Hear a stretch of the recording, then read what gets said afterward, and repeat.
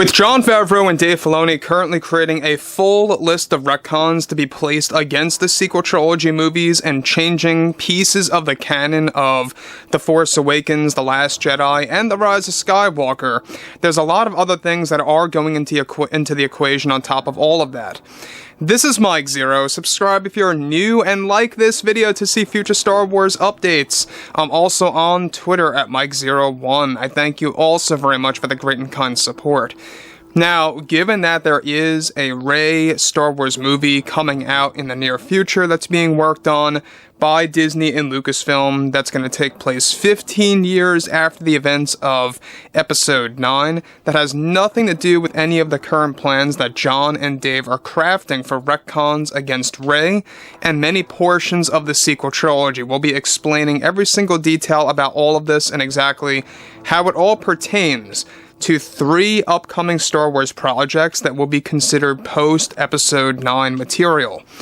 Now, one thing about Jon and Dave is that they are about to create their own version of Rey. They're going to be giving us a version of Rey in an upcoming post-Episode 9 series that's going to actually take place a little bit after the events of the actual Rey movie. We've been talking about this for a couple of months now, and we've also been talking about this for a number of months of how Daisy Ridley was indeed getting rehired as the role of Rey, and there you have it, the movie being announced just yesterday. Now, the thing about this that's really intriguing has a lot to do with exactly how they are going to go about doing these retcons and pieces, and I say pieces of the canon of the sequel trilogy getting shifted around and changed via the second season of Star Wars Ahsoka. Now, with that being all put out there and said, with Disney and Lucasfilm preparing to gear up their list of Star Wars movies and shows, it's noted that currently one of their big plans right now involves the handling of Rey in future Star Wars projects, such as a movie and an upcoming series or 2. One of the big plans by Favreau and Filoni is to retcon and change the backstory of Rey and the character's name. Now, though a new movie is centered on Rey, Lucasfilm currently has 3 whole projects that will actually focus on the character. The movie, a post-Episode 9 series in live action, and an animated series in lifelike form that will center on Rey as well. All 3 will explore post-Episode 9 tales. This live-action series being developed by both Jon and Dave is set to apply a complete retelling of Rey's backstory with new secrets to be told, coming to actual light that will be first teased in the upcoming Star Wars movie, centering on Rey.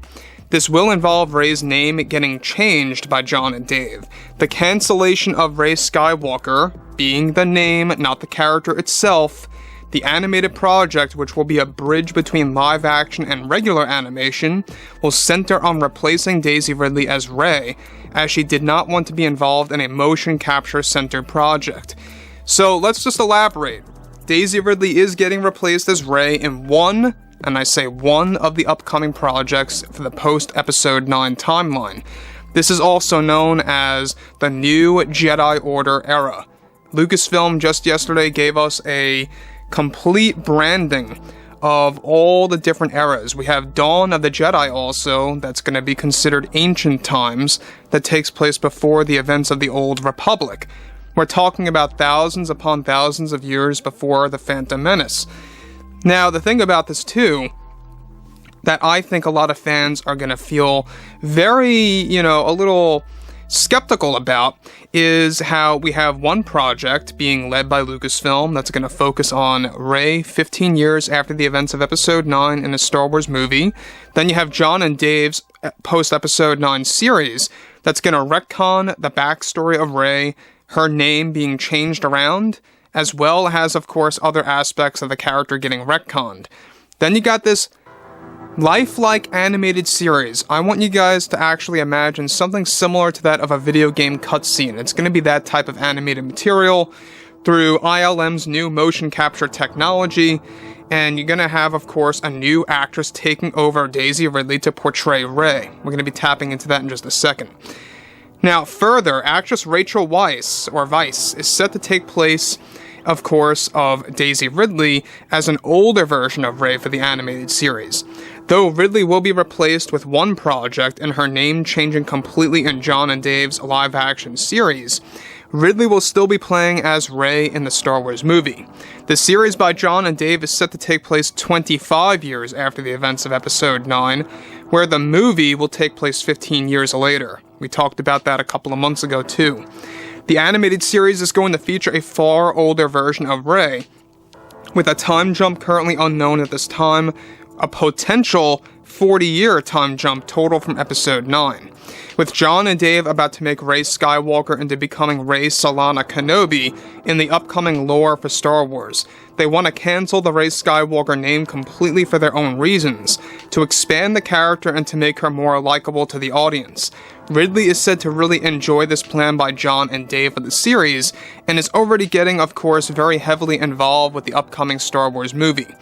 Now again, the Rey Star Wars movie is just the beginning. Alright, we have, of course, Dawn of the Jedi, and we also have a Dave Filoni movie that's going to basically be the beginning of the Mandalorian trilogy. And what I mean about that is, that's what we've been talking about, is it's going to be considered the new sequel trilogy. It's going to be all post-Return of the Jedi stories, an actual retelling of Heir to the Empire on the big screen, Luke Skywalker coming back on the big screen, Ahsoka, Ezra, all your lovable characters are coming into theaters. That's basically Dave Filoni's vision. And that is a big deal. Now, we have Old Republic films that will be announced later this year, so stay on top of that. Keep your eyes open for that later, of course, throughout 2023. But what I find the most interesting out of all of this are the retcons that will be initiated in the second season of Star Wars Ahsoka, which, by the way, is slated for 2025.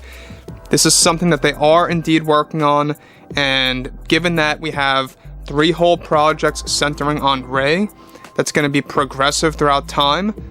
First, you got the movie, 15 years after Episode 9, the show, 25 years, and then the animated series, potentially being 40 years placed after Episode 9, showing us the growth of Rey into becoming a Jedi Master and really rebuilding the Jedi Order. I don't know how fans are going to feel about Rachel Weisz taking over the role of Rey in the animated series. I have no problem with it. I think she'll do fantastic. We've already talked about this before in the past.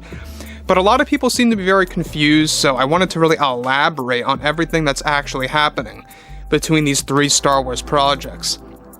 Now again, D23 is going to be the real deal with show announcements. This year was mostly focused on movies for celebration, but D23 is going to be more show heavy, alright?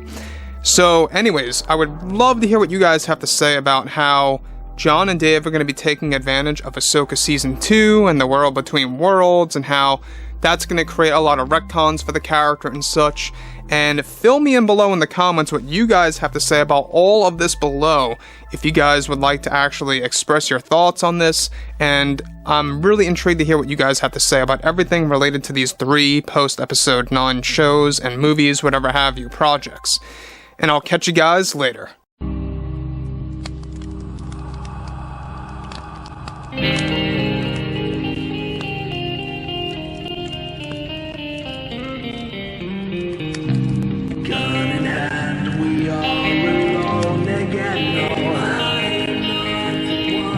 From night to moon, we hear them moans again. No.